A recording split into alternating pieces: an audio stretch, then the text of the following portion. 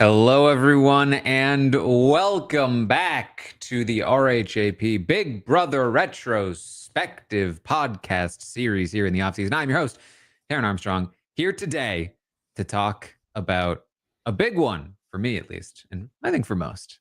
It's Big Brother 6, and with me to talk about Big Brother 6, it's Pooya. How you doing, Pooya? I'm doing great, Taran. It's an absolute honor to get to talk about BB6 because I think you're on the money. I think this is a very good season and a very important season for a lot of people, not just you and I. Yes, very, very big season for many reasons, and really sparked a lot of conversations, good and bad, and was one of probably the best example of a two-sided house. So plenty to talk about with Big Brother 6. But first, yeah, we need to finish what we started last week with Big Brother 5 because we have the poster. Okay. Who do you think is on the poster? How many names? Remind me. 3 names. 1, 2, 3. Okay. We're really talking about one spot on this poster, if I'm being honest, because you're not going to have this poster without Janelle and Kaysar. Sorry, this is the Big Brother 5 poster. Big Brother 5 poster. Last week's poster. Gotcha. We will talk about Big Brother 6 posters very shortly. Okay, well, I appreciate the correction there. And this is my own personal opinion, yes? Yes. Well, you can give your opinion. You could guess who's there. Oh, gotcha. Who did the audience vote? Okay, so the audience voted. I'm gonna go with Marvin. I'm gonna go with Nokomis. And God, this is, let me be honest, this is harder than the BB6 poster. Let's be real. Because you could go Jace. I feel like he's had a lot there. You could go Drew. I don't think you're going Cowboy. Diane is one I would put in there. Okay, I'm going to lock in. Listen, Diane, Nokomis, and Marvin. Let's go there. All right. Well, Pooya, here is the poster for Big Brother 5 as voted by the RHAP audience. Okay. Nokomis in the top spot, followed by Diane, and then Jace, number 3. Okay. Jace, Drew, Marvin, and Cowboy were all contenders for that third spot, but Jace just pulled it out there. I can not be mad at this. This is very on the money. I like that Nokomis is the top billing here. Yeah, this is a 10 out of 10 poster. Would watch. Yeah, you've got Nokomis, who is not a representative not only of like one of the better strategists that season, but also the twist of the season. You have Diane, who was the other like big strategist of the season. You have Drew, you have Jace as like the biggest character of the season. And then, the winner unfortunately didn't get a seat at the table. Hey, the winner got the title of the win and the check. You got the money. Yeah. Yeah. Your life's fine, winner. Your life's fine. All right. Well, let's go back then. Let's talk about Big Brother 6. 1 year after Big Brother 5, I was once again a year older. Let's see. Big Brother 6 was 2005, so I was 13 years old. Same. And this one was, I think, the big one. I mean, really. I was a little young. I liked watching Dr. Will. I liked watching Danielle and Jason. But this is the one I think that I was old enough to really be invested while still, watching a season that really, really captured my attention. That was Big Brother 6. And really it took the community by storm, primarily because of Kaysar and Janelle, who were easily, I would say, 2 of the most popular players to still have ever been on the show. To this day, they're on lists when people talk about who they would like to see or who they would like to see on another show. They're both on the list. Like, they've withstood the test of time, even if they've made appearances. It's kind of like you're never going to say no to more Janelle and Kaysar, or at least that's how it looks based on the impressions I get. So what's interesting, Taran, is that my story of how I got into Big Brother 6, how I watched Big Brother 6 is very different than most people, because I famously started with Big Brother 14 as my first ever season. I started Big Brother a month after the finale of BB14, watched that. Then I went backwards. So it took a while to get to Big Brother 6. And let me tell you, as someone who was watching them during the quality's getting better on a lot of these shows, just HD wise, a little bit not as enjoying the older. Were you watching like Quirky Dude on YouTube at the time? Quirky Dudes, where I binged all of it. All of it came from there. And obviously the quality there was a little bit 360p for my liking.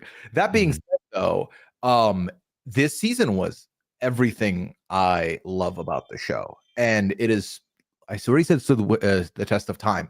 It jumped into my like top, was it top 1, 2? Like it's up there for me. It's first or second.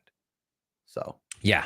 There are a lot of, I would say, relatively unique qualities to this season. I mentioned before that it was like a two-sided house. It was a split house. We talked a little bit on Big Brother 4 about this, that it's not very common that split houses maintain the integrity of that structure for very long, because one side just kind of wins pretty quickly. If one side gets power, they take out one person from the other side. Sometimes the other side just crumbles right away and they kowtow to the power, or maybe it's 2 wins in a row and then the other side crumbles. But it doesn't usually last for very long before the pieces start scattering to the wind. Big Brother 4 was different because they had their own identity. They were the X's. They had to be together. And Big Brother 6 is different because of the strength of personality that was Kaysar, I think primarily Kaysar, but also to some degree Janelle, and the fact that it didn't hurt that Kaysar came back briefly to extend the war a little bit longer. Yeah, even though it looked like it was going to be in a tough spot, the return does help keep those numbers there. I think the other part with the sides, because I love what you said about the fact that more often than not, the sides will topple because one side will just cannibalize each other. They'll throw each other under the bus to try and avoid being the one to go. The sides kept up pretty strong for the majority of this season, and I think that is also what helped. And obviously some results-oriented HOH wins that really kept it going. Yeah, I mean, I think like before we get into the details, like the story of the season, for me at least as a kid, was truly the story of, I think, what Big Brother was for me and for many people, in especially the first decade of its run, which was people who were thrown aside, who were cast aside, left on the outs, gathering together and fighting back against the people who had rejected them. And that to me was what it felt like the story was, with Kaysar kind of removing himself from the situation with Eric, Cappy, and his sort of cult of personality, and gathering together all of the people that were on the outside of that, banding together, calling themselves the Sovereign Six, and then holding that line all the way down. Now, I say holding that line.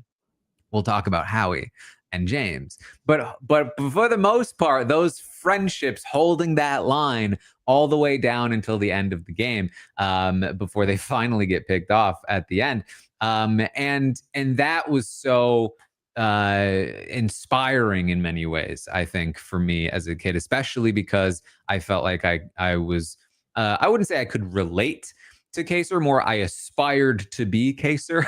I related to who I wanted to be, which was him. But I think that like that was a huge part of it, and the country got behind Kaysar in a way that I felt had never been seen before, which was especially interesting and valuable because he was there for a purpose. He was there to represent his culture, to be the first Muslim on the show. And this was not that. This is 2005. Like we are still in the midst of like the Iraqi war, and 9/11 had been just 5 years prior. So there was a lot going on, and some of those discussions made the episodes. It was huge. Yeah, I mean, you know, someone who comes from a Muslim background, who, you know, was born and raised in a Muslim country, I had been doing my business, watching them backwards, as one does, and Kaysar was like really the first instance for me to see someone on TV like that. I feel like at this point I had just watched, not too long before my binge, I had just watched BB Can 2, and Adele was kind of doing or getting represented similar, bring representation over. So it was huge to see. And then to find out that, he got most of the votes to come back in. And I say most because it wasn't just like a 60-40. This was like massive, was huge. It was a huge moment, especially when you put in the context of what year it was when all of it was going down. Was absolutely incredible to see. Yeah, I mean, as a 13-year-old, I think the only other representation for Muslims that I had seen on my television was watching 24. So like this is a huge improvement in terms of representation, and really you couldn't ask for a better person, because Kaysar was just so intelligent and well spoken, and really just like stood up for what he believed was right, and also was like so willing to engage in conversations, and this is something that like should never have to be asked of anyone, but he volunteered for the role and was really well suited to it, and so you know, I don't think that the general audience was like, you know, like loved Kaysar because of his background or his or like what he was trying to represent. I think they liked him and they loved him because of who he was, and that hopefully bled through, and provided an example of something that, you know, was at the time a little taboo and like unfortunately like a very bad subject. Yeah, no, it's you know, for someone like me, it's moments like this that gives you hope that, you know, especially when you look at where we are now and see, you know, how representation has gotten better. Still a lot of work needed in many places, but has gotten better on TV.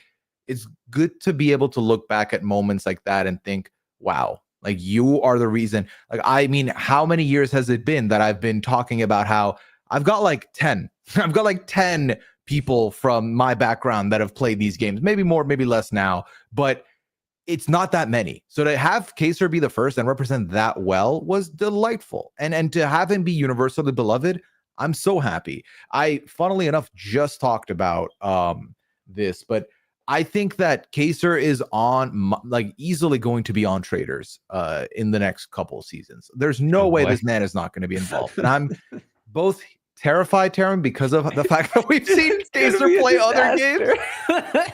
Just please survive like 3 episodes, like, please. But no, I think people would just want to keep seeing him. I think life is fine. Bring him back.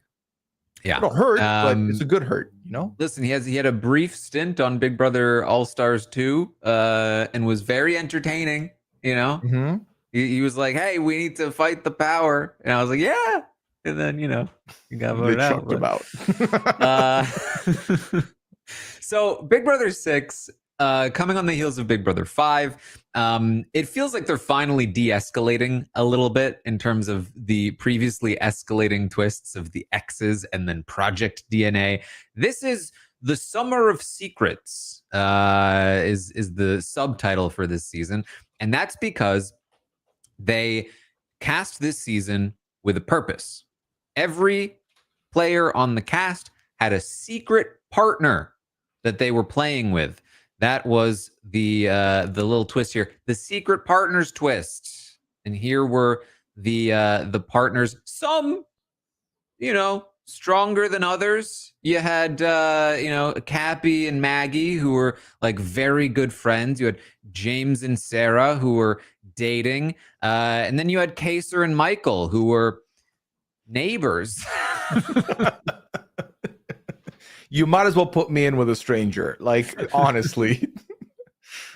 Yeah. They were, I think, friends, or at least friendly. But I mean, the reality is, right, that like you find somebody like Kaysar, you're gonna be like, well, please, who do you have? So the Secret Partners twist, it's a fun twist, and it's something that that had been done in international versions. But basically, the premise was every pair thought they were the only pair. They went on to the season thinking, I am the twist. It's a little Joe Schmo of them. A little bit The Getaway, if you watched the Jet Lag Guys show on Nebula, where every pair thought they were the only one and that they had to keep it a secret. And if both members of a pair made it to the final two together, they incentivized them to do so, not only because it would just be better for them generally, but also because if they made that happen, they would then win $1 million instead of 500,000, double the prize money, because let's be real, they were going to split it afterward. So that was the basic premise. Now, as twists are wont to do in the history of Big Brother, it didn't exactly work out, I think, in the way that they hoped, because immediately people found out that there were more than just one pair. Yeah, within like the first 2 weeks, everyone had started talking, and some people had mapped all of them out. We had one of the best moments was because they had figured out who a pair was in a HOH reign. But Taran, I believe, if I remember correctly, when you did the off-season draft series. Now, I don't remember if I was part of the twists one, but I remember echoing this sentiment. This is one of my favorite twists ever, and this is a twist I would love to see back again. I'm very high on a season, like a character twist, more than a game mechanic twist. So I already like that. I like a secret pair. Like when you fantasize playing these games, maybe you don't. I do this about like a lot of the shows that I'm into. I picture playing in a secret pairs twist, and I picture playing with Liana, and it's like fun to navigate how that would work. Now, obviously, if they do it now, I feel like a lot of the people who have watched the earlier ones will be like, okay, we're not the only pairs. Let's see who else is there. But I like it. I'm into this. Yes, and I think unlike future seasons where they will more like do this in a more formal way, where they'll like force people to play as a pair, this I think is more interesting because it allows for a lot more flexibility. Pairs don't have to be aligned, but I think that when we talked about the split house, how it maintained its integrity, I do think that the pairs are a part of that. That you are less likely to abandon a friend of yours if that friend of yours is a pair. And I say that, but like the Sovereign Six was really mostly made up of individuals who had lost their pair, and some of the most fervent Cappy devotees were people that didn't know him prior to the going on the show. So I think it just might have intensified some of the emotions and feelings. Definitely. I think, the combination of, I think it was fascinating watching people who lost their pairs kind of find a new pair, and like kind of like Kaysar and Janelle losing theirs and then immediately gravitating towards one another, versus then when you get later into the game, people wanting to look at the pairs because, hey, that's a threat to me. They're always going to try and sit at the end with their fellow pair. That was also fun to see play out, and people trying to like split those up. I am more intrigued by something like this. Now, obviously in this season, it kind of worked out where you didn't have any pairs connected to other groups, but I like a world where a pair is like, well, I just gravitate more towards this side. So I want to see a divide and conquer. But I think the reality is once the pairs are all out there, it's almost impossible to not to be a bargaining chip with your fellow pair. Mm-hmm. Yes. Well, let's talk through some of the season here. Of course, we will talk plenty about the winning game in Maggie, one that I think went sort of underappreciated for a long time, mostly because of how the season played out. I think now Maggie mostly gets the respect that she deserves for the game that she played at the very least, even if people are still not a fan of her personally. But the first person out was Ashlea, who was Janelle's friend, partner. Yeah, if I played a quiz of name all the Big Brother house guests, Ashley is someone who I will definitely fumble on for sure. Which is what, you know, it's wild to think that you were paired up with Janelle.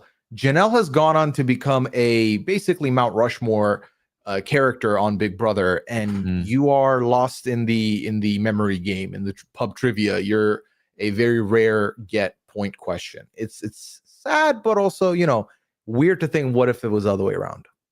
Yeah, you kind of like you kind of wonder like if like first of all, how close were they really before going on, and then Good like question. like where is Ashlea now? You know, like what does is she like hitting up Janelle like, hey, you gonna get me on that Amazing Race season? Like, what a throwback! Yeah. I doubt What it, about quite that? frankly. I mean, there's a lot of other people that would end up taking that spot first. Well, I mean, I They doubt were that she's trying. I ex-roommates. doubt that she has anything to do with reality television Her nowadays. life's fine. If she wanted to be on a show, she'd be already on. But yeah, ex-roommates is an interesting pairing, because I guess like you could be very good friends with an ex-roommate, but then also you could be very much just acquaintances with an ex-roommate. It depends on the nature of the relationship. Yeah, well, Ashlea goes out by Rachel's hand. Rachel, who is Howie's partner in the game, she wins the first HOH. She's really like a main character of the first couple of weeks, I would say. I would say, you know, she's one of the more forgotten Sovereign Six members, but was really a prominent figure, especially in the early days of the season. I think it's mostly just like that she didn't stop Howie from making the movie. Is really the biggest thing. Yeah. But she nominates Ashley next to Kaysar, then goes on to win the veto, leaves it the same. Kaysar is on the block in that first week. And, you know, this is, I think, not surprising, considering, you know, where Kaysar stands coming in. He is very different from most of the house, not just because of his background, but also because of his personality. He is kind of a quieter guy. He is not somebody that is immediately going to like be the life of the party. And those people are usually on the outs at the start of a Big Brother season. But why Big Brother is so interesting is that those players often have an opportunity to overcome that majority. And Kaysar certainly makes a valiant effort here in doing so. But he spends the first week on the block really trying to like figure out like, where did I go wrong? Like, why, you know, why aren't people clicking with me? And he's straight up told like, listen, I think people think that maybe like, you know, you're really religious and, you know, like, I don't know. And so, you know, this is something that he's actively having to navigate as he plays this game, but does a good enough job of making inroads with some of the players, especially some of the guys like Cappy, who's looking at like, oh, what about guys thing, you know, that he maintains some level of safety here, and you know, is almost unanimously voted to stay, apart from Janelle, of course, who. Funny, Janelle is one of the few votes against him that week, but of course she was secret partners with Ashlea, and then James, who also voted Kaysar out in that first week. It was really a sign, you know. Things that come.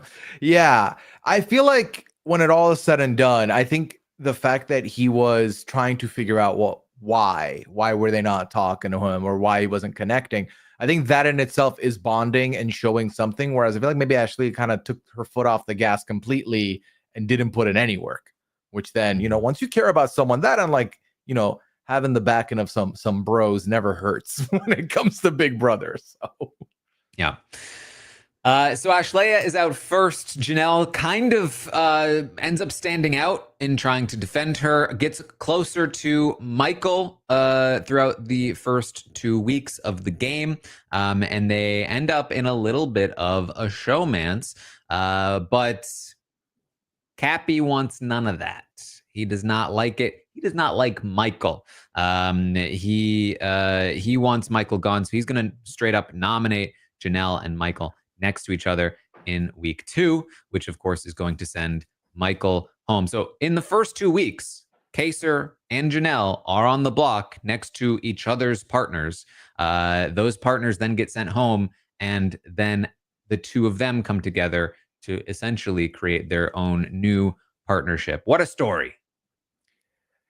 Honestly, sacrifices that the Big Brother house demanded and we're thankful for. I think it worked out in the end when all is said and done. Mm-hmm. So Janelle, one of the few Kaysar votes in week 1, Kaysar, the only Janelle vote in week 2, and they became best of friends. That should prove to you that you don't need to vote with the house.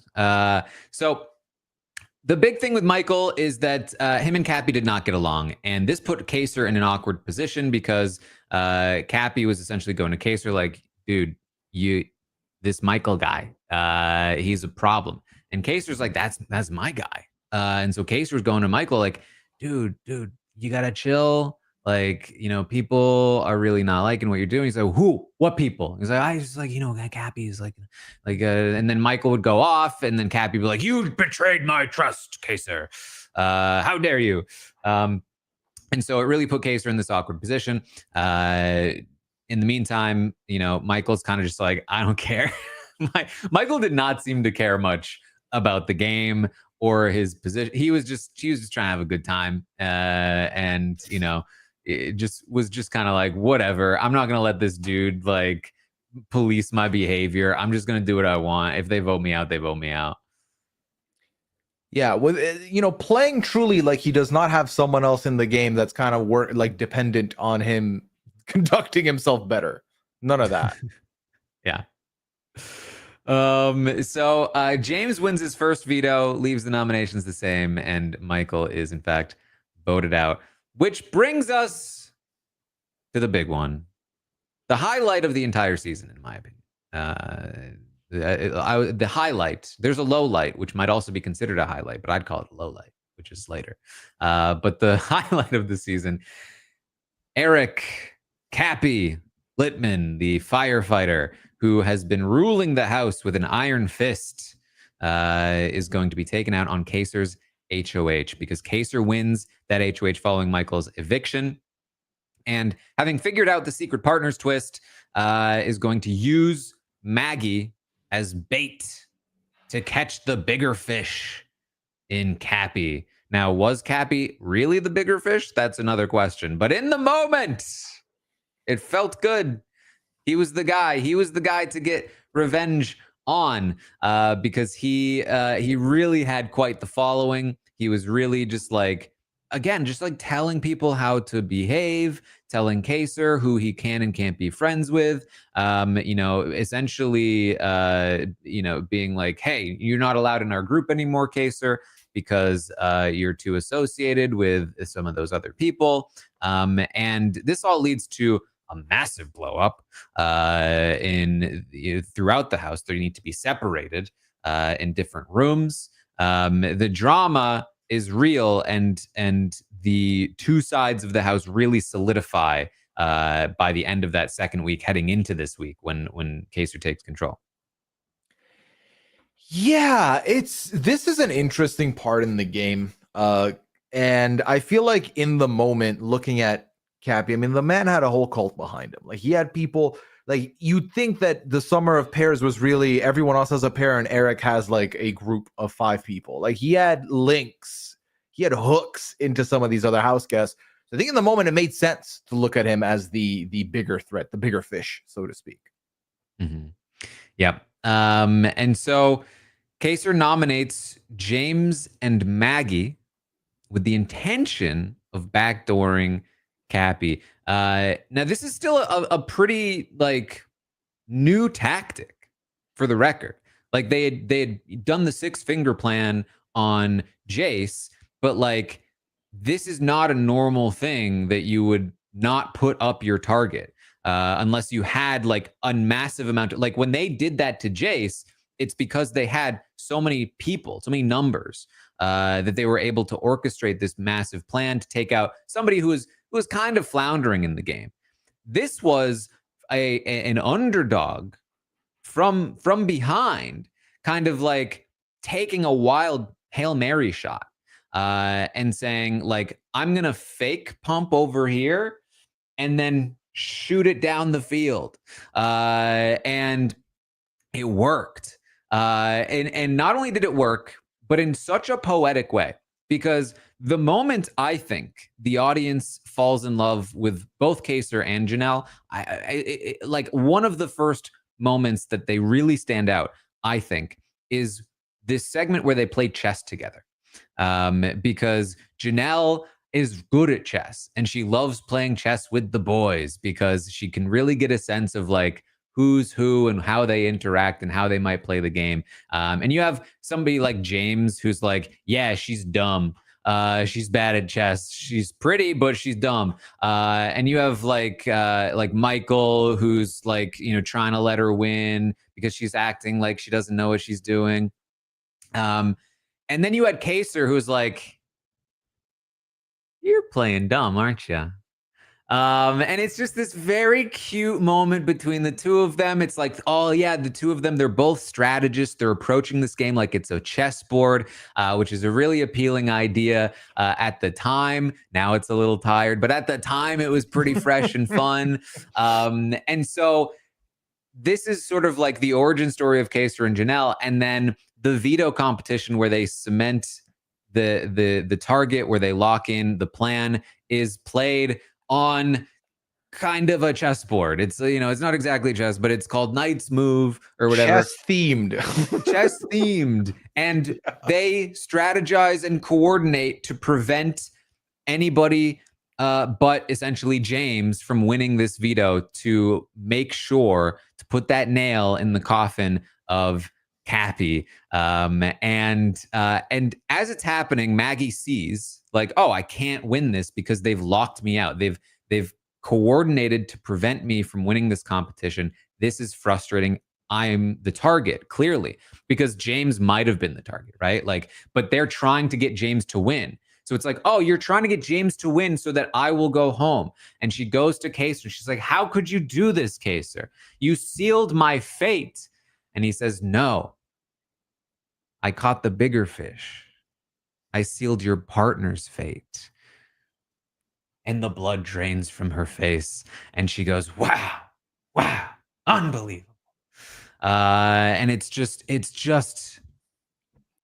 amazing. It's cinema. You know, it's cinema. Watching it as a kid, you know, I was just like, I was blown away. It was nothing compared to watching that. Like no scripted show had the punch of that moment, because I'd sat through plenty of heartbreak in my time watching Big Brother. To see something play out that way, not only is my favorite player succeeding, but doing so in a really cool, intelligent, and badass way, like it was phenomenal. And I do think it remains one of the best moments of the entire series. Yeah, as Potter says in the chat there. Yeah, it's one of my favorite quotes of all time. It's one of my favorite moments of all time.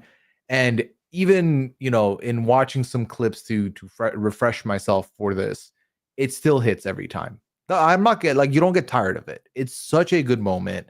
It's so much fun. And it really, I think that moment, Taran, is what has locked Kaysar into the being invited back, being brought back. We're always chasing another Kaysar moment like that.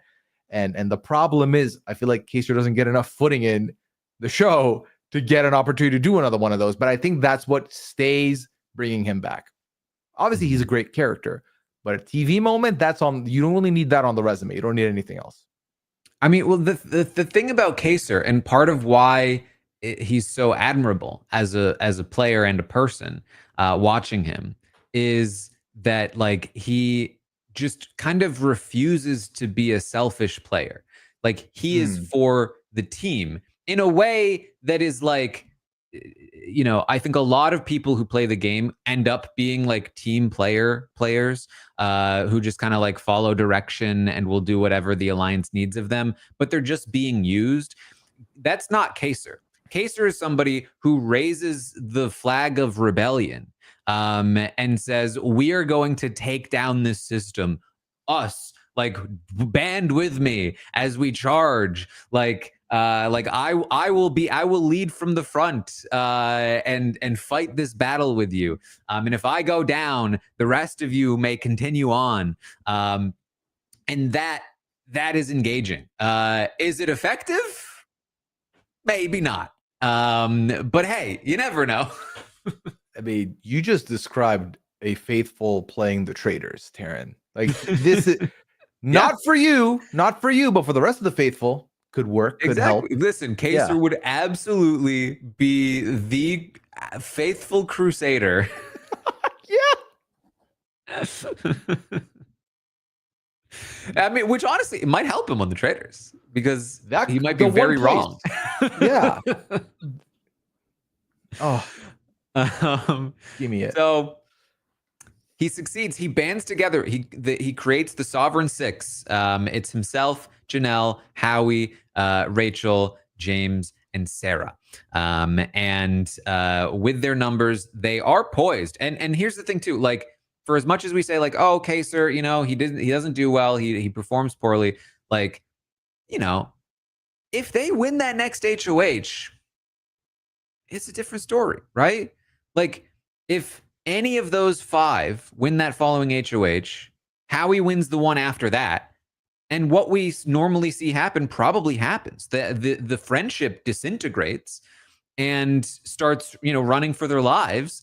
And Kaysar is no longer like the biggest threat to take out. The only reason you take out Kaysar is because he is the quote unquote leader. He is the glue that holds that group together. And you know, if you take out Kaysar, the rest of the group falls apart. But if you don't need that to happen anymore because your group doesn't exist in the first place, it's a whole different story.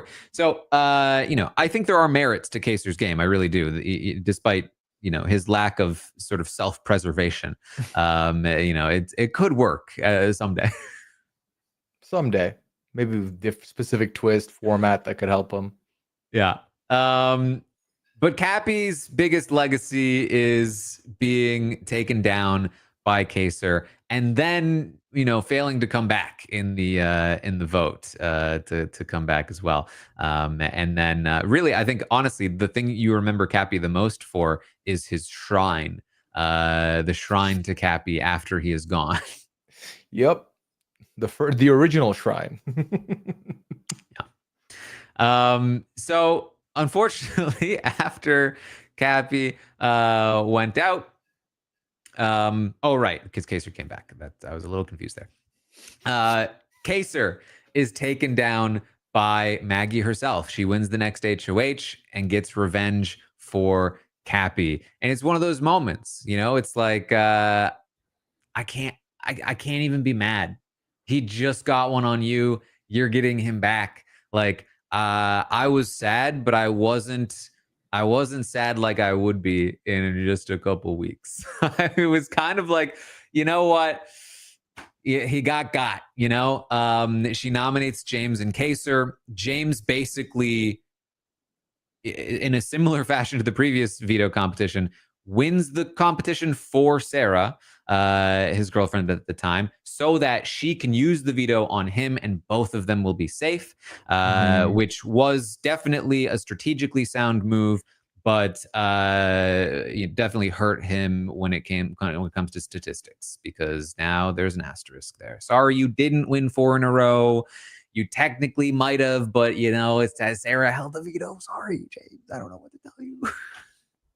Yeah, I mean, listen, you didn't win it. You got vetoed. You didn't veto. So, but you did a lot of work to get there, but it's, you know. Yeah. So Sarah uses the veto on James. Janelle goes up on the block next to Kaysar, and Kaysar is almost unanimously, once again, sent out. This with lots of unanimous votes. You're close to it, I would say, in seasons. You wouldn't expect it to be, but it generally is the case here. And this should have been it. Could have been it. Kaysar gone, except wasn't quite. But first, there's a week in between, and this week in between is a key week because it really informs what comes next. and changes, I think, the entire course of the season. Basically, after Maggie put up James and Kaysar, it had the desired effect of nominating two people from an alliance, right? Maggie was very good at what she did. It's always a question of like how much of this was intentional, how much of it was instinctual, or just happened to be the case. But by nominating James next to Kaysar, it made James kind of the enemy. And James was not helping his own case because while he was technically a Sovereign Six member, he was also courting the other side of the house as well, trying to be a little bit of a June. Problem is, you're trying to float, you're trying to be a June and play both sides. You can't be a massive comp threat. Right. It's a little tough.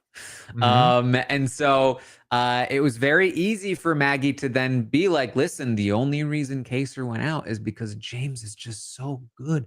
He convinced me to go after Kaysar in the first place.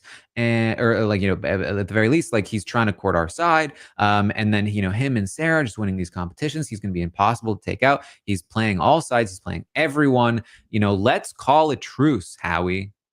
Let's go after the real threat here. Let's go after James. And, we clown on Howie. But you can kind of see how, if you don't think it all the way through, it makes some sense, right? Like there's some version of this that if you're not thinking through all of the implications and ramifications, you can be like, you know what? Yeah, why don't I call a truce with the other side, get some credit with them, go after this sleazeball who's playing us all. If we continue our war and leave James sitting in the middle, he's the one that's going to win this game. Nobody's ever going to go after James because we're busy going after each other. And by the time by the time we finally finish this war, it's going to be him sitting at the end winning all the comps. So like, yeah, maybe I should go after James and make a deal with Maggie and try to, make something happen here. So as enticing as that is, it's just a terrible move. You can't take out your enemy's enemy for them. Yeah, I think the other thing that helped put this together is kind of Kaysar's concerns about James on the way out too, which fuel Howie's head. It's so fascinating this entire week and watching so many people try and court Howie and get him to go a certain direction. And despite like his closest allies telling him to do one thing, he does the other. It was a lot. But this is also, I think, the week that one of the reasons why Howie ends up being on the ballot to come back for a future season. One of the reasons, One of. There might be some more. So he nominates James and Sarah. As you can see, Sarah went out that week because James won his almost fourth veto in a row, his third veto total. He is dubbed the Veto King.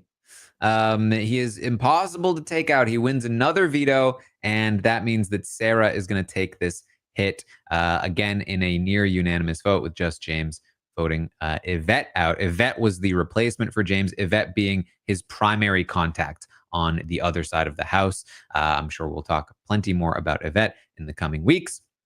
But that is it for Sarah. But don't be worried. In his absence, the alliance is falling apart.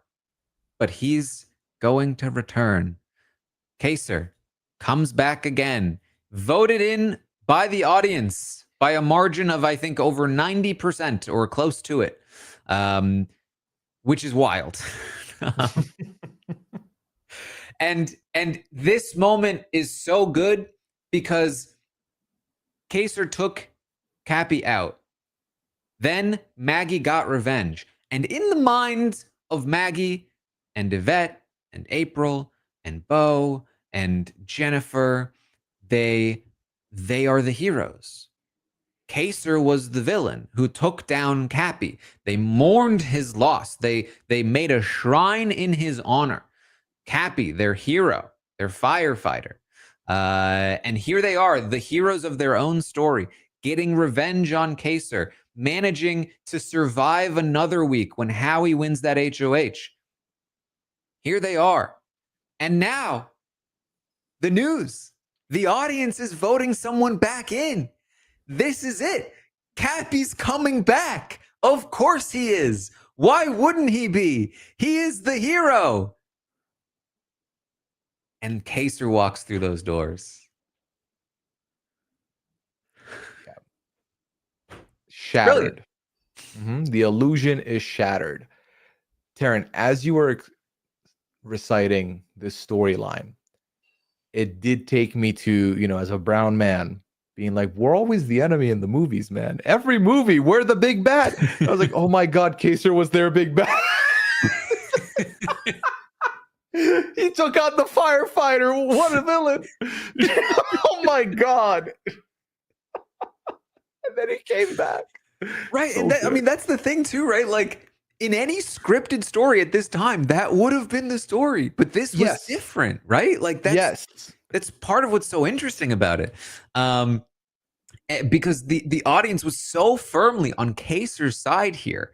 And seeing the shock, the first of a few that comes in the faces of the friendship who are now being referred to as the nerd herd by both players and fans alike. They really got them there, guys. So those nerds. What a diss. It's almost cute compared to what people are called nowadays, I would say. Oh, I would. Yeah, please, let's call them nerd herd again. Let's call people nerds, because some of you choose words that you shouldn't be using. Yeah. Kaysar walks through those doors, and it's a whole new life for me as a little kid watching this season. And they go straight into playing the pressure cooker. The pressure cooker. The best competition Big Brother has ever offered. We've only seen this twice, Taran. And once we watched it live on Twitch when it went down the second time. This first one, I was not still on Big Brother at the time, but so good. Yeah. Memory is a funny thing. Who knows what's real and what I created in my head based on what I vaguely remembered. I think I remember waking up that morning and the competition is still going. And because I'd been checking in on jokers here and there on season 6. It was kind of my first real foray into that. And man, this competition, it lasts for over 14 hours. And by the time it goes all night, the sun comes up in the morning and they're still going. And all of the Sovereign Six, they're already out. It's Kaysar versus like a bunch of the friendship. But Kaysar hangs in there. He's staying. And one by one, the friendship starts dropping. And it comes down to just him and Jennifer. And they start talking. And there's a lot of like, Kaysar, you don't know what went down last week. The house is different. You left, it was two sides against each other. That's not what's happening anymore. We're together now. We're all against James. You were right. He's a snake. Like, you don't need to win this. Like, we are all going after James. And again, like, the appeal to this deal, if you take it at face value, is they are promising that they're going to make the same mistake that Howie just did. That they are going to take their shot at James for you, leaving you open to take the shot back at them the following week, with everyone competing on your side and Jennifer not being able to compete on their side. So you get the numbers advantage. You throw this HOH, get a good thing to happen, and then you get to play next week. It's exactly what the friendship just experienced. And it would be great if it worked out that way. And I would say, to some amount of credit for Kaysar, I do think that Jennifer meant it when she made the deal. It's just that, if you start to think about it, you start to realize, wait, I don't want to do what Howie did. That's not very smart. So that's the deal proposed. And Kaysar, he's been in sequester for a week now, out of the house. He just returned. He's being told all these things about James and what's happening. And like, hey, why are you trying so hard, bro? Like, are you trying to perpetuate this battle between us, or are we going after James? Like, what's happening here? And I'm sure, you know, exhaustion, sleep deprivation play a role here, but he is eventually convinced to take his thumb off the button. You know how earlier I said that the I sealed your partner's fate moment hits every time? Well, this retelling just hurts every time. And this is not the first time you and I have lived through this on a Big Brother podcast, and it still hurts. It still hurts every time. Oh, it still feels like I should be able to reach into the television and stop him from doing it. You know, it's like, if you had a time machine, what would you go back and stop Kaysar from taking his thumb off that button? Yeah, I mean, listen, 14 hours. At that point, I want the gold. I've been here 14 hours. But bless him. Like, imagine coming back into the house and then going 14 hours just raw. Because the rest of them, they've been in the house. They've been playing the game. I guess is it worse for him that he's like sequestered alone for a week, just stewing? Or was it more than a week at that point? 2 weeks? A week. Well, he was evicted, and then it was roughly 1 week, I would say. Okay. Still, a whole week of just stewing on the what ifs and the maybes and the hopefullys, and you got your chance. I guess that would fuel a 14-hour run. Just wish it would have fueled a 14-hour, 30-minute run or 15-hour run. Yeah. Well, Jennifer's proposal was that she nominate 2 people from her side in order to take out James. That was the deal that was struck. That I don't want my people going on the block. If you're willing to put up your people, then we can make this deal. Now, Kaysar, you know, probably should have known. Maybe he learned that you can't trust deals that are made in the Big Brother house. And Jennifer immediately goes back on that part of the deal. She nominates Janelle and Rachel. And it was like, you didn't even nominate 1 of your people. That was 2 of our people. It was the exact same that we said we weren't going to do. And of course, Maggie is in there, like in Jennifer's ear, like this is what we must do. And Janelle and Rachel on the block. But ostensibly, the plan was still to take out James. Small betrayal. Janelle and Rachel on the block. Sorry, I talked to my people. They were actually pretty down on the plan to go up. So I kind of got vetoed by the board. Sorry about that. So I'm gonna have to put 2 of your people up.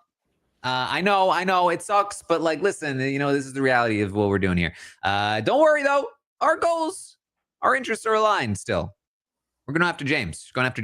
And now Kaysar was not entirely convinced, but he was, you know, what else can you do at that point? He was hopeful. And James was entirely convinced that he was still the target, to the point where after Rachel wins the veto, uses it on herself, Jennifer gives her speech about basically saying, like, listen, last week, the alliance fell apart without Kaysar. They made a terrible mistake. I'm not going to make that mistake. And with Kaysar gone, hopefully the alliance falls apart again, is essentially what she's saying. And she finishes that, and she says, so my replacement nominee is, and James stands up. She says, Kaysar, and he's like, what? Amazing. Heartache, but amazing. And mind you, all these years later, I hold no smoke with Jennifer on this. Like, in her own right, this was an incredible move to pull a gambit, win the thing, and then toss him. You know, Taran, we talk often about knowing you're on the show and what your perception is. If I just saw someone come in that I didn't expect to come back, who got the fan vote, America's vote to come back into the house, I'm not going to be the one to kick him out immediately. No shot. I don't got those kind of cojones. I'm like, you know what? I'm not beefing with the audience, not me. So the fact that she stood 10 toes down and then took him out after he gave her the HOH is heartless behavior, but that's the type of gameplay that I sign up to watch, even though it took out my one and only. Mm-hmm. Yeah, listen, I was devastated. That was a rough one for me. And quite frankly, this was the most invested I was in a season. I was like getting into the forums and stuff, reading some of the updates. After this moment, I kind of pieced out. I was like, you know what? That's enough for me. I'm good. Wow. Unheard of. Taran leaving Big Brother. Now, I say leaving. I still watched the rest of the season. You just didn't refresh the forums. I just like, and it was kind of a new thing for me at the time too. I was like, invested, and then I was kind of like, I can't maintain that level of investment in this season. And it's not the last time I feel that way, of course, across my Big Brother journey, but it was tough. It was like, because the first time he went out, it was like, it's okay, and then it was like, well, he might be voted back in. That's even better. But to go out that way, to go out having given the HOH up, being betrayed just after having come back, and then walking out the door a second time, this time on your damn birthday. Like, oh, I forgot about that. Come on. Come on. About that. Oof. Brutal stuff. But Kaysar's legacy lives on. He'll return in just a year to face some more tragedy. And then again, 14 years later, 14 after 15, more tragedy. After Kaysar went out, we did get our pound of flesh. Janelle wins her first competition, one of many, of course, in her career, and uses it to take revenge upon Jennifer. Takes her down. Jennifer's like, why me? It's like, why. Jennifer and Maggie on the block together initially. Janelle wins the veto and takes Maggie down to replace her with Yvette so that they can lock in the votes against Jennifer. Hey, this is something we still see to this day, the being the fall person for an alliance's choice. And if you have the keys, you're going to be looked at as the one to blame. And this is really I think this is a key week in the season's sort of, legacy, because the level of investment has never been higher. The audience was so invested in the Kaysar storyline, the Sovereign Six, and Janelle was popular at this time, but she wasn't the comp beast level of popularity yet. She wasn't that unstoppable force that she became in Big Brother 7. And so when Kaysar gets evicted, I think there was, for many people, that sense of I don't know, man. I don't know if I can deal with the friendship winning like this. But when Janelle wins that HOH and she's, give me the key, bitch!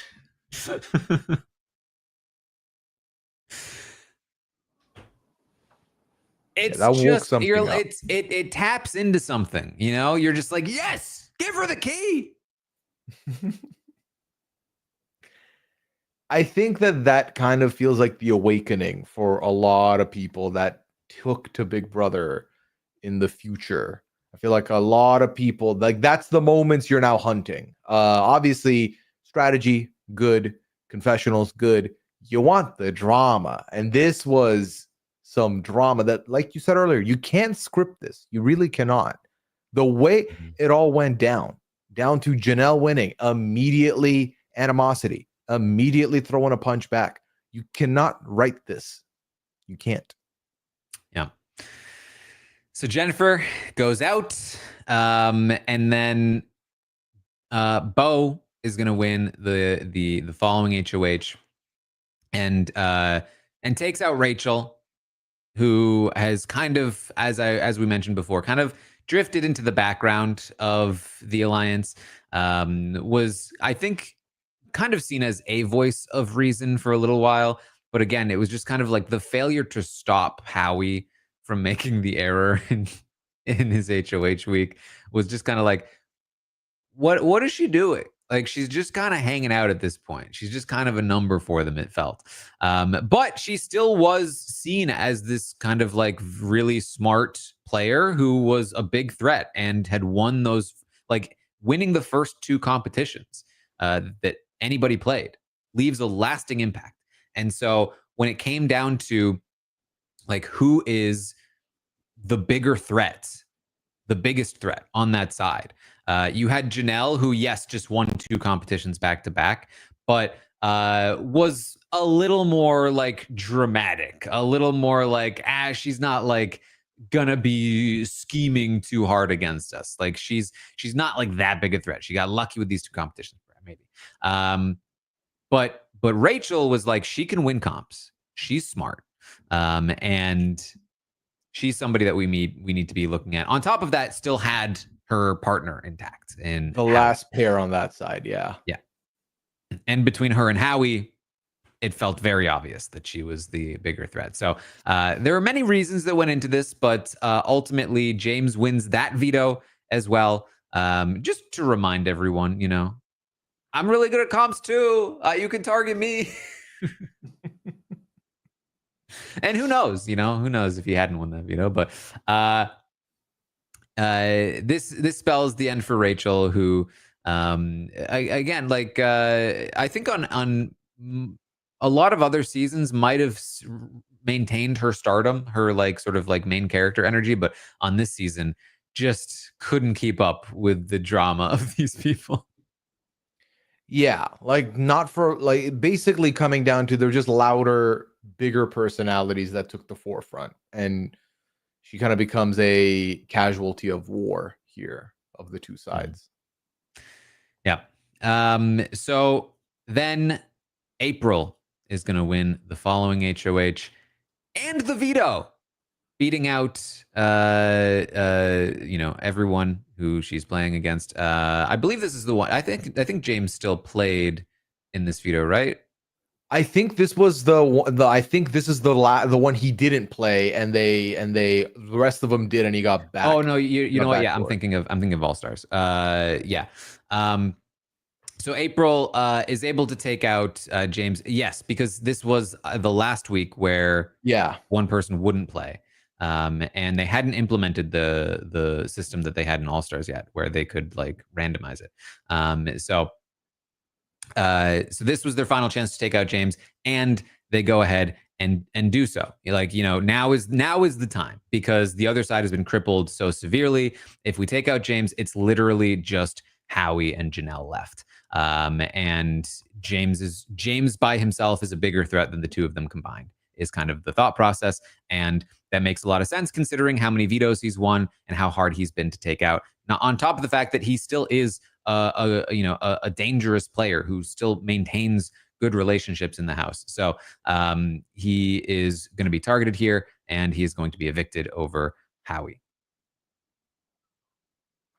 Yeah, I mean, he truly was the cat that had 9 lives, just really made it way further than anticipated. And, getting the moniker of the Veto King this early into the franchise, not a bad moniker to, have going out of the game. Mm-hmm. Yeah, I mean, at this time, like the idea of one person winning so many competitions felt very rare, because it was. Nowadays, it happens multiple times a season. But back then, for one person to win that many things, that's impressive. That was dangerous. That was like interesting and unique. And I remember watching James. I did like James. I think on another season, he might have been like a player I was really invested in. I think because he was, in a season with Kaysar and Janelle, I was like, no, no, James, you're not going to get me to like you. But I think after Kaysar left, I was like, all right, I'll root for James a bit here. I liked that he won so many comps. I liked that he was a sleazeball. You know, I loved that he was just willing to do whatever and just play the game hard. He really fit into that archetype well. Of just like, yeah, he was a snake. He was willing to do whatever it took. He was going to make deals. He was going to win comps. He was going to lie. And the problem is that everyone saw that like all the time. Yeah, it was not never tricked anyone. No, not even at all. So this is the end of James this season, but it's not the end of his story overall. Of course, he'll be back in a year. Next, Howie manages to pull out a win, and they take out Bo, who had, recently won an HOH, so you could sort of see some of the reason there. He nominates Bo and Yvette. Bo and Yvette, two of, I think, the only two remaining pairs at this point. I think they were the last one at that point. Yeah, they were the only pair remaining. Yes. Yeah. Because so there's some logic to this. Is Bo the most dangerous player on the friendship side? He's won one competition, He's gonna, of course, get into the famous you sleep with older men argument with Janelle, and stuff like that. Overall, despite, I think, being one of the more entertaining members of the friendship, not really remembered for his sort of like strategic villainy in the same way that like Maggie or Jennifer or like Yvette were.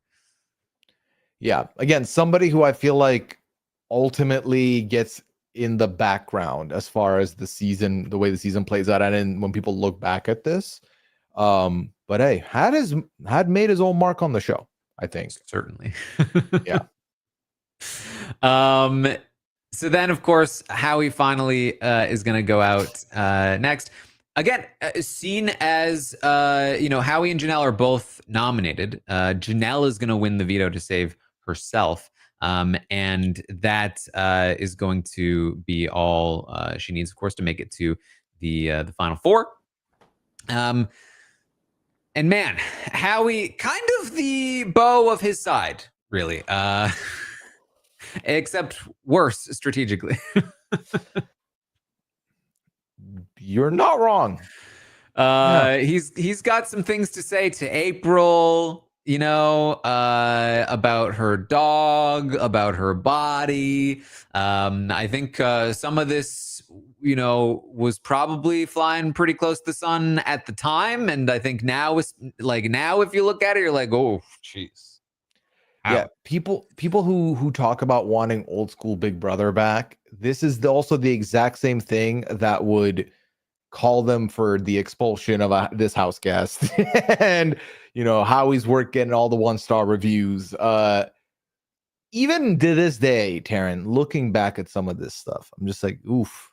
Like, we talk all often about how 2000s television, reality TV, there are a lot of shows where like, how did this even get made? Like, why was this okay? And some of the things that just were being said was a lot. I think part of it too is that this kind of thing wasn't that rare. I mean, it was kind of rare that it was so open, that he was so openly taunting and like harassing this woman, April. But those things were happening in previous seasons, but in season 6, it was more visible. They put it on the episodes more than they normally would. They normally would like kind of soften the edges of this sort of thing. We're going to see plenty of that in Big Brother 8 with Evil Dick. Right. But they didn't feel the need to as much. I think, this is my theory, that because the friendship was so hated, it was like extra acceptable in the moment to like show Howie be so like aggressive toward them. Because the audience was like, yeah, April does suck. Yeah, eat her dog.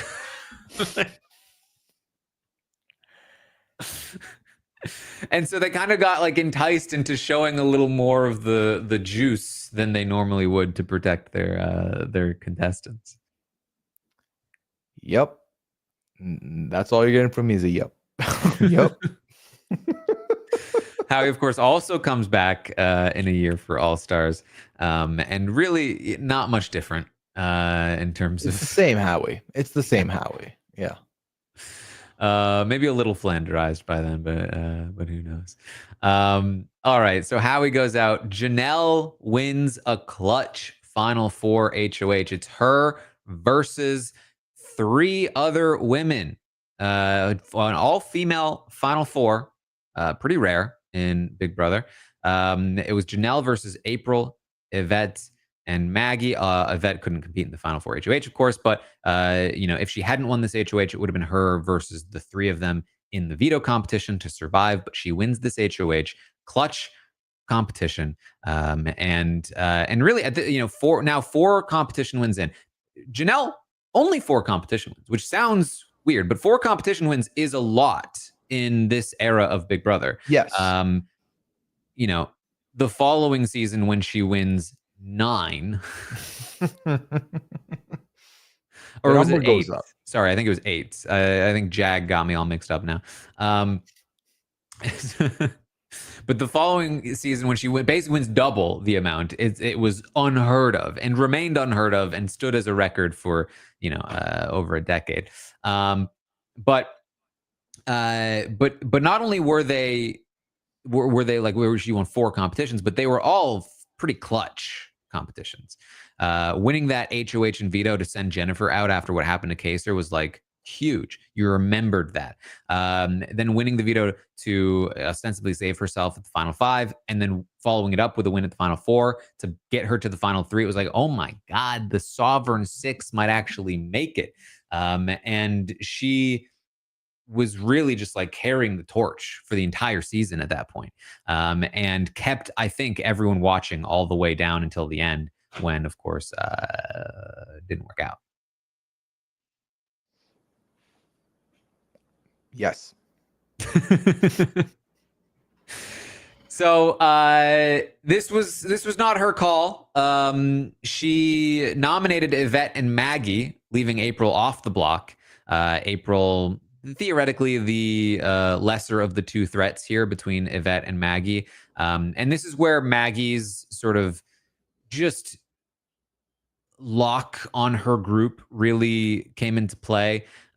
She was able to convince Yvette to take out April over her, which she really, shouldn't have done. Like Maggie was just, theoretically, Maggie was actually, this is a good question, because I haven't thought about this in a while.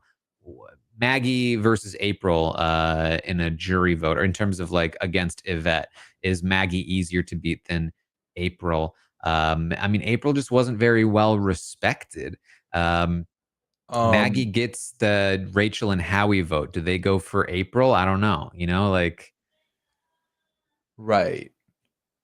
Yeah. I'm not sure for Yvette, like which one would be better. But I think what helped for Maggie was that Yvette and April were like the 2 friendship members that had clashed so much that the 2 of them still being here meant that Maggie was basically guaranteed a seat in the final 2 as long as Janelle didn't win final HOH and evict her. Like she had like a no shot she's not staying situation going for her.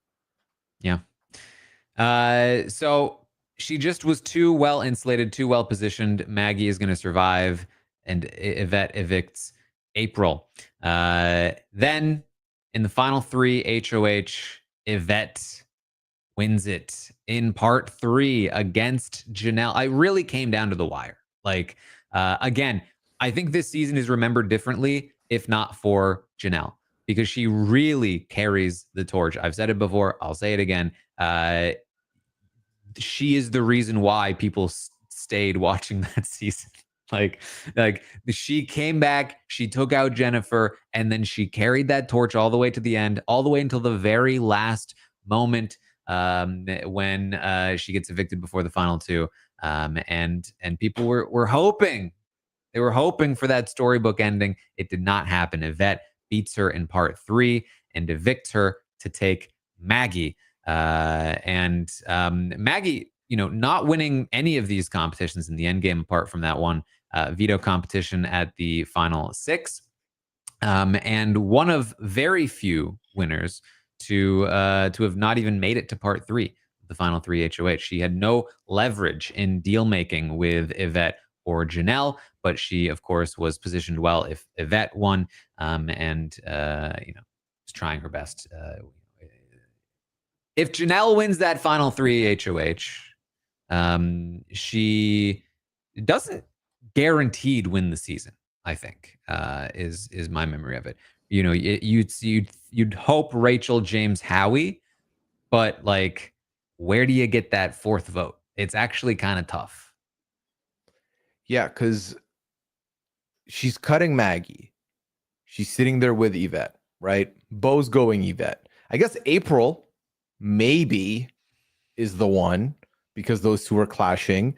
But then would you argue that Janelle and April had a very peachy, clean, good relationship? And also that's assuming that the rest of the friendship don't just band together to be like, no. We're going for this person.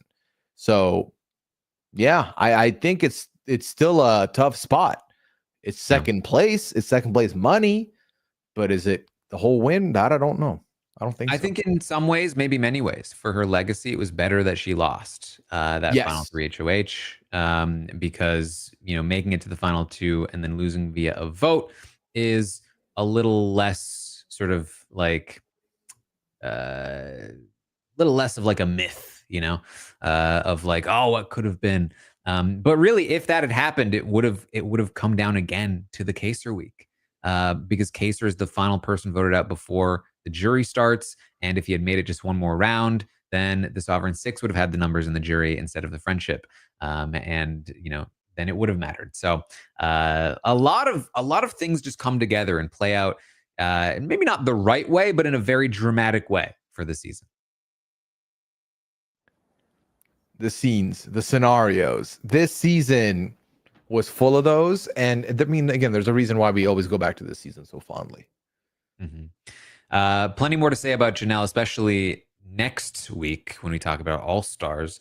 But what a character! Right from the beginning, bold, played hard, won comps when she needed to, and never backed down. Perfect partner for Kaysar. The two of them together was a very fun duo. Their personalities were very different, and yet they found connection, which was very fun. And it wasn't even like your normal kind of like opposites attract kind of situation. And it also like, despite the shippers, was never seemingly a like romantic connection, which was interesting, which is what like would often happen with a connection like that. So very, very fun stuff. And Janelle, of course, cements a legacy that is about to be expanded on next year. Very fun one. Very fun one. Of course, Yvette winning those final 2 competitions, really the final 3 of the final 5 competitions of the season. Coming in clutch, had a chance to make it onto All Stars, did not make it. And just lost. I think the thing I often remember about Yvette, especially when it comes to her jury management, is her goodbye messages, which were not great. Not great. Yep. I mean, was it not with Rachel where she said, what did she say about Rachel? I just remember it was bad. It was some shady and was it like your bad sportsmanship? I don't remember. But what I do remember is that she did not get Rachel's vote. And that could have been the vote that did it. And lore has it that that she might have gotten Howie's vote if not for Rachel. But that's, listen, hearsay. That's a fair assumption, I think. That is a fair assumption given how Howie operated. So yeah. I feel like there's two sort of like legends. One is that Howie meant to vote for Yvette, but accidentally voted for Maggie. The other is that The original Howie Topaz? would have right, yeah, that Howie would have voted for Yvette, but was told by Rachel that he needed to vote for Maggie.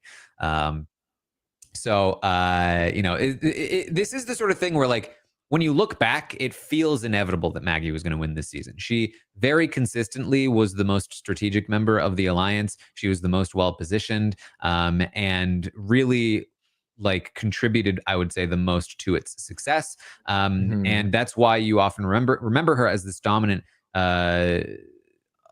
social and sort of like alliance building player. She is an archetype for a player that will take a long time to really come into play. Not until like Hayden in Big Brother 12 do we really see this come back as like a player that just sits in an alliance and rides it to the end because they're super well positioned in it. And so in many ways, she's before her time in that regard. And but despite all of that, it's a close call here at the end. She did not have the best, social likability factor. Lucky for her, neither did Yvette. Yeah, I think when all is said and done, I think the final two she was in helps her. But even then, it was so I forgot until today, Taran. I forgot how close this was. I often forget it was a 4-3 because it does feel like when you just think vaguely on the winner, you're like, yep, Maggie won, and it made sense why by a lot. No, it was by one vote that could have gone either which way. So for all the good positioning to have for the alliance, like being in the right spot with the right people, it still came down to one vote. So, yeah. And Yvette was no slouch in the game, not only winning these competitions, but also maintaining that connection to James, which was definitely beneficial to her. It hurt her in her own alliance, but was beneficial to her in the sense that, like, she was able to sort of retain this social network outside of her alliance more so than most of the others in it. Now, again, ultimately that might have cost her the win, but she was playing a more conventional for the time game in that she was trying to maintain those connections, whereas Maggie was really focused on just like honing what she had around her, while I guess tricking the people on the other side. So not a bad game by Yvette. You can look at the mistakes she made that cost her the win, but she did come very close. And then also, theoretically came close to coming back for All Stars. Who knows what would have happened if she had, but not to be.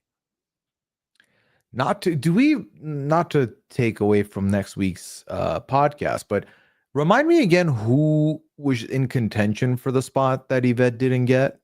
Like, who got in instead? Or that's a good question. Yeah. Basically, what I'm trying to figure out is, would there have been another Big Brother 6 person basically in there? I mean, that is true. I don't remember exactly because there were basically producer picks and audience pick. Yes, and I don't remember which side. Who fell on which side, which pocket? So the candidates. So let's see. Yeah, because it's like if she was competing against Janelle, it was never going to happen. Right. And Janelle was getting voted in no matter what. So it was basically like she needed to get voted in, I think. Public, yeah. All 4 season 6 folks were from the public. We're not producer picks. So like once those 4 get voted in, like they're not going to pick another season 6, or season 6 already had the most amount of people on the cast. It's honestly, it's interesting that she even was on the list, considering that they had to have assumed that that the 4 from season 6 would make it in anyway. Those that did not make the cut: Bunky from season 2, Dana from season 4, Yvette from season 6, Lisa from season 3, which is probably the biggest miss, and then Cowboy, who is gonna one of 2 different times he almost gets back onto a season, and also Monica. I always forget that Monica was an option. True shame that she didn't make it on. Yeah. Yeah, there's definitely people that I wish we would have seen or get to see later down the line, which we didn't. And then, I mean, Loki, again, not trying to talk Big Brother 7, trying to hold it for next week, but I think when all is said and done, pretty good cast put together for season 7. So, Yep. Well, of course, that brings us to Maggie. We've talked a lot about Maggie already. But at the time, probably the most hated winner of the show for a little while too, I would say. June wasn't exactly like a fan favorite, but she was not hated in the way that Maggie was. Lisa was not popular because she beat Danielle, but not hated like Maggie was. Who was the next person? Who Like took the hated mantle? Yeah, who took the hated mantle from Maggie? I'd probably say it was June. Just people don't love women. I mean, after Maggie, who you said it took a while before someone else was hated more from Maggie. Yeah. I would say it was Evil Dick, but not initially, not at first. You could, because like you also had A Baller, but yeah. But I wouldn't say he was hated at first. I think by the end of the season, everyone hated so many people, and there was like just neutralized. Yeah, there was like a level of apathy toward that season. And then I think it was Evil Dick. I think he was beloved to some, at least at first, but over time the opinion generally soured. I mean, there are still plenty of people that are Evil Dick fans, so I wouldn't even say that's consensus. But I think if you look back, it's probably Evil Dick. And then it wouldn't be until probably Andy in 15 that really immediately had a consensus form against him as a winner. Yeah. So, but she pieced out.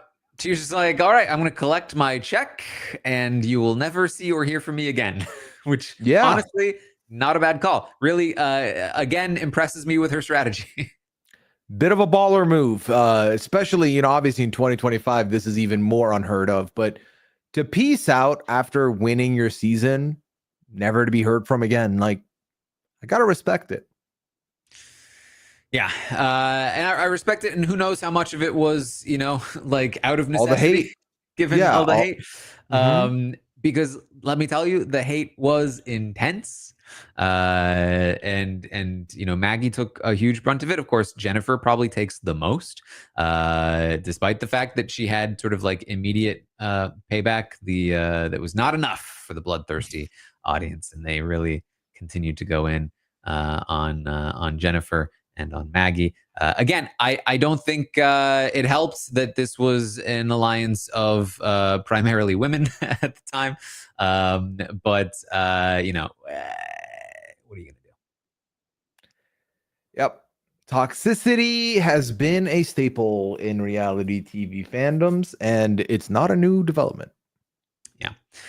But man, season 6, the highs and the lows, it was like nothing I had ever seen before watching this as a kid, and going back and watching it now, it remains so unique and interesting as a season, as a time capsule, as a strategic game. There are just so many reasons to love this season. I think probably the biggest downside is that it didn't have the happy ending that I think most people wanted it to, but it still kind of had an ending. Maybe not the one you wanted, but maybe the one you deserved. I don't know.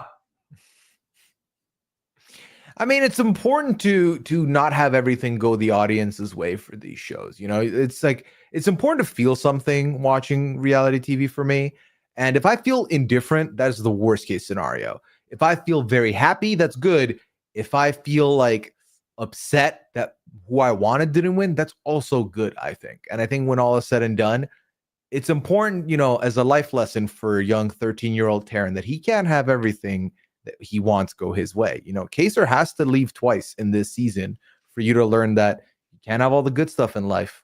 It's a hard lesson to learn, hard pill to swallow. But hey, the sweet ain't as sweet without the sour.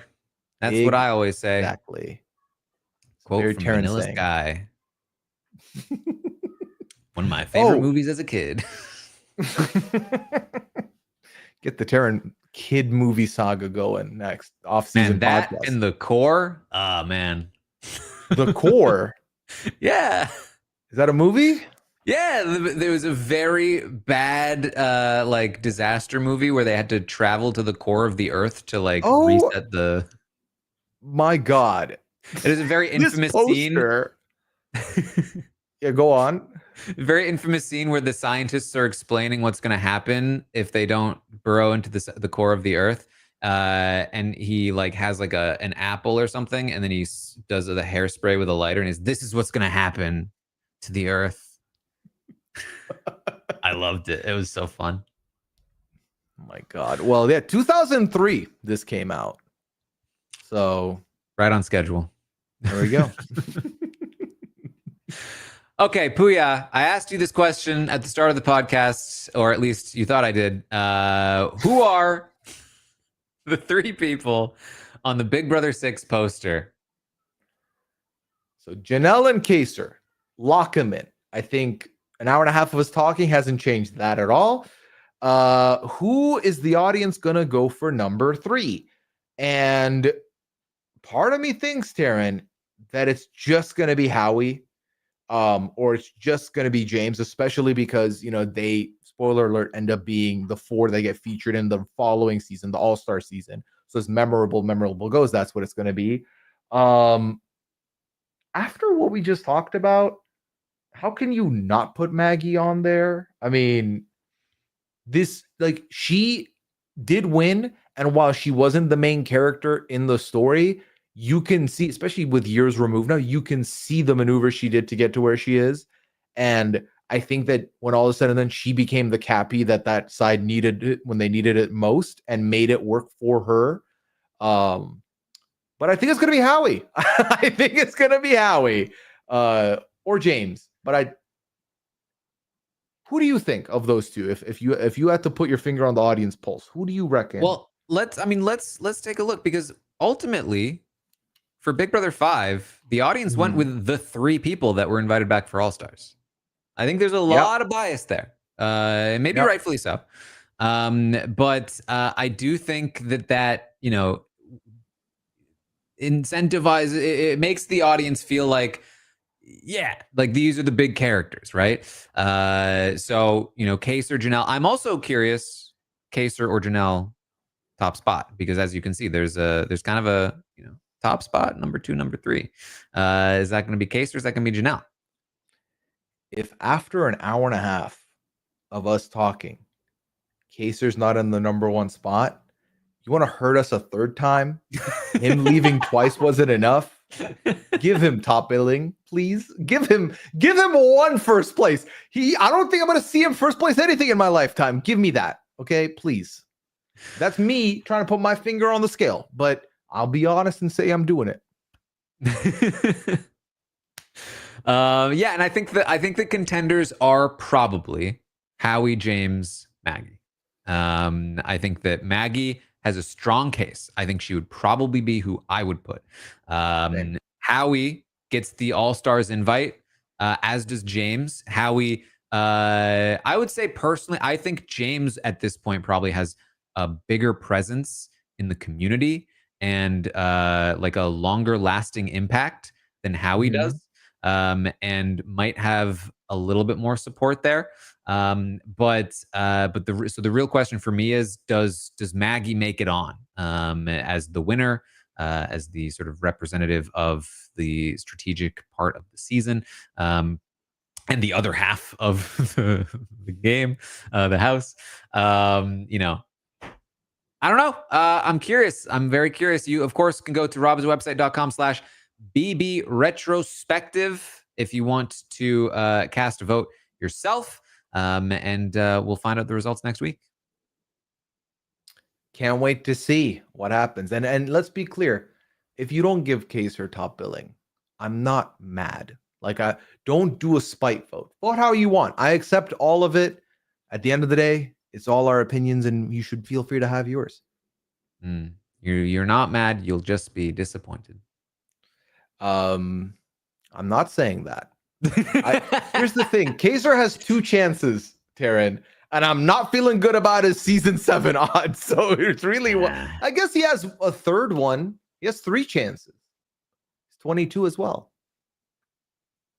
Let it be on one of them. Anyway, whatever. Let's move on. Let's I would say this, like, of all Kaysar seasons, this is definitely the most Kaysar-y of the Kaysar seasons. Yeah. So his only shot at number 1 is here, is what I'm saying. All right. Well, that's what we have for you then this week, talking about season 6 of Big Brother. I will be back next week to talk about season 7, the All-Star season, and what a 1-2 punch these 2 seasons were at the time and even now. And part of that is Kaysar's coming back. But ultimately, Dr. Will is going to kind of steal that valor. And so there's plenty to talk about with Big Brother 7. And yeah, who's going to be on that poster? Oh boy, plenty to talk about with that as well. So stay tuned. Thank you for joining us here on the BB Retrospective podcast in the off season as we lead into Big Brother 27 in the summer. Make sure you're subscribed to We Know Scripted TV here at RHAP.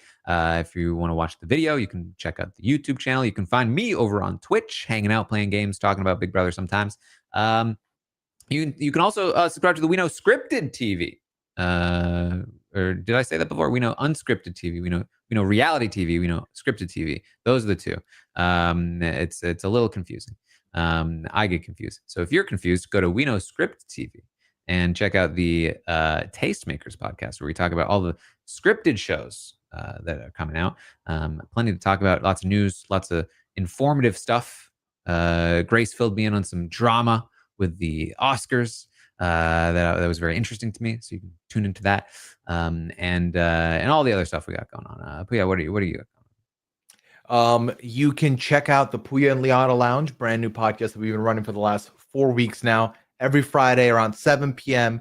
on the RHAP YouTube channel or pooyaandliana.com for easy access to that. I'm still talking 90 Day on a weekly basis, so check out that. And of course, the big show right now in our unscripted world, and that is The Traitors. The Traitors US right now has been so much fun. There's a lot to talk about. There's a lot of discourse, and me and Rob are having fun talking about it every week. So check out the Traitors coverage. Find me on socials at Pooyaism, twitch.tv/Pooya. That's where I am when I'm not podcasting.